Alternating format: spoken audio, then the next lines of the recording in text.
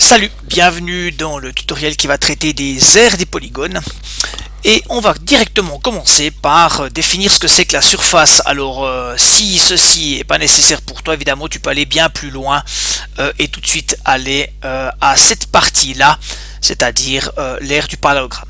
Mais pour commencer, une surface, qu'est-ce que c'est? Donc ici tu as une définition de l'aide-mémoire. Concrètement, c'est on prend une surface unité, un carré qu'on doit recouvrir par exemple de peinture ou d'éléments, et puis on va dire que ce rectangle par exemple ici il est composé de 6 surfaces unités. On pourrait prendre par exemple un centimètre et un centimètre, et si on avait un centimètre carré, alors on peut dire que ce rectangle c'est 2 fois 3 centimètres carrés. On recouvre une certaine surface. Pour te donner un exemple de ça, je vais prendre ici un petit programme et ici tu as en fait cette unité de 1 cm par 1 cm. Voici un rectangle. Alors bon, un rectangle, un carré c'est un rectangle, mais c'est un rectangle particulier. Et puis ici tu as directement ici les aires qui vont se calculer. Alors pour bien comprendre ça, on va prendre par exemple 1 cm, mais on peut prendre un peu plus, et ici on peut aller jusqu'à 2. Alors je vais essayer d'être exact. Voilà. Et puis on voit bien en fait qu'on a un carré qui de côté et deux carrés ici de côté, donc 1 cm, 2 cm, et ça fait bien 1 fois 2 ou bien 2 fois 1, c'est égal, et on obtient 2 cm carrés. On va prendre ici un autre exemple, on va prendre par exemple 11. J'y étais, dommage. Voilà. Et puis ici, je vais prendre par exemple 7. Et on voit bien ici qu'on a bien 11, 1, 2, 3, etc. Tu peux les compter. Et 7 ici, donc on a bien 11. On a bien 11 colonnes ou bien 7 lignes de 11 carrés. Ça fait bien 77 carrés, donc 77 cm carrés. Voilà comment on calcule l'aire de polygone, notamment l'aire de carré. Bien, alors connaissons ça, eh bien, il devient intéressant maintenant de parler de figures qui n'ont pas que des droites, qui n'ont pas seulement des horizontales et des verticales, mais qui ont des côtés qui sont obliques, comme le parallélogramme par exemple ici. Alors premièrement, ce parallélogramme ici, je me suis permis de couper en deux, et puis ici tu as deux parties, les deux parties. Ce qu'on va faire, c'est qu'on va essayer de reconstituer, on est bien d'accord que cette partie-là, c'est cette partie qui est à droite, et puis cette partie-là, c'est la partie qui est à gauche. Donc, je vais simplement les inverser, et je vais reconstituer une pièce. Là, voilà. Alors, bon, c'est pas toujours évident, mais on va y arriver très bien. Voilà. Et j'ai reconstitué une pièce. Et cette pièce, évidemment, tu reconnais un rectangle. Alors, on peut dire quelque chose, parce que si le parallélogramme, c'est la même aire que le rectangle, et on peut faire ça avec n'importe quel parallélogramme, tu peux essayer de couper à d'autres endroits, et bien on voit bien ici que cette base, la base du parallélogramme, et la hauteur du parallélogramme sont la même base du rectangle que la hauteur. On peut ainsi dire que l'aire d'un parallélogramme, ça vaut base fois hauteur. Passons au losange. Ici tu as un losange avec une grande diagonale et une petite diagonale. J'ai ici coupé mon losange en plusieurs parties, et on peut bien voir que cette partie correspond bien à celle-là, hein. Donc je vais aller mettre ici cette partie-là. Celle-là, je vais la mettre ici. Alors ça marche plus ou moins bien, mais voilà. Peut-être que ici je fais un petit peu, non, parfait, voilà. Et puis tu vois ici très bien, enfin à nouveau je crois, que en fait l'aire de ce losange, c'est la même chose que l'aire de ce rectangle.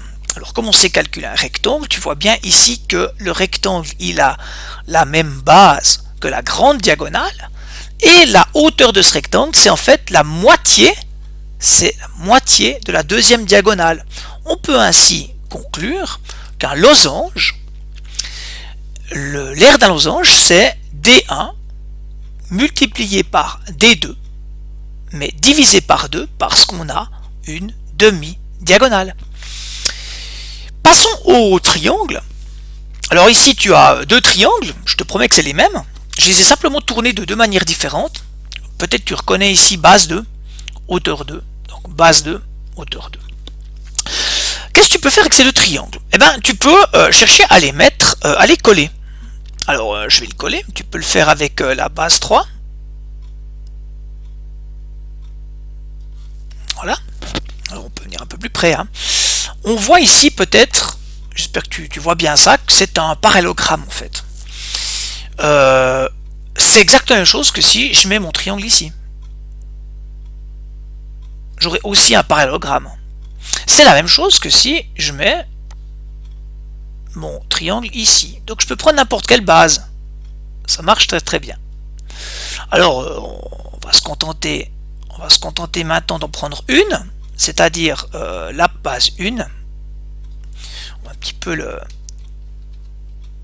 Voilà.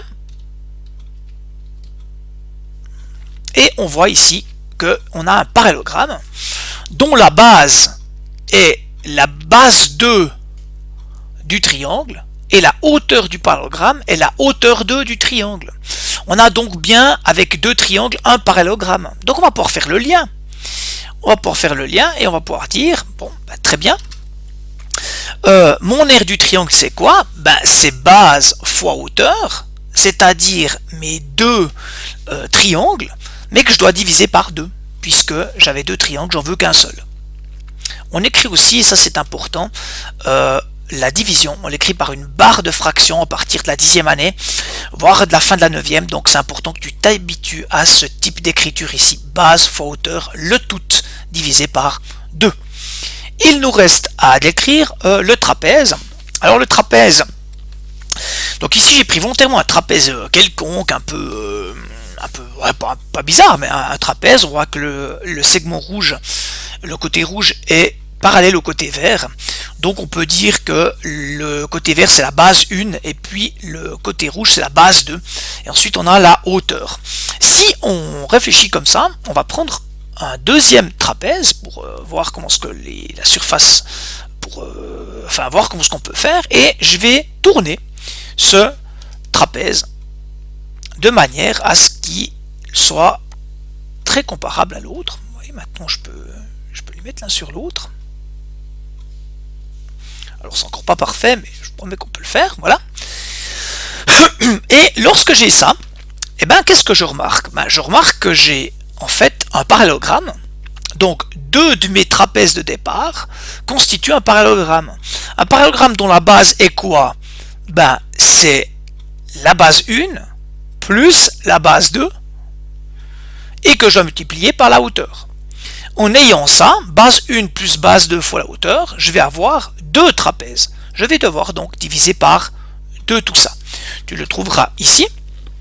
Donc je prends la base 1 et la base 2. Je multiplie ce nombre par la hauteur et je peux diviser le tout par 2. Ça revient à écrire ceci, base 1 plus base 2 fois hauteur divisé par 2 et tu trouveras aussi ce type d'écriture. Donc si jamais je te mets à disposition ce que tu trouves dans ton aide-mémoire sur les triangles, tu verras que ça ressemble beaucoup à cette vidéo. Tu trouveras ici la formule du trapèze dans ton aide-mémoire également, et puis tu trouveras les aires évidemment de d'autres surfaces. J'ai renoncé au carré et au rectangle puisque le carré et le rectangle ont été expliqués au début de la vidéo. Voilà, j'espère que tout est clair pour toi et je te souhaite bien du plaisir à calculer des aires de figures et n'oublie pas que ce tutoriel va t'aider pour beaucoup d'exercices. À tout bientôt, ciao ciao.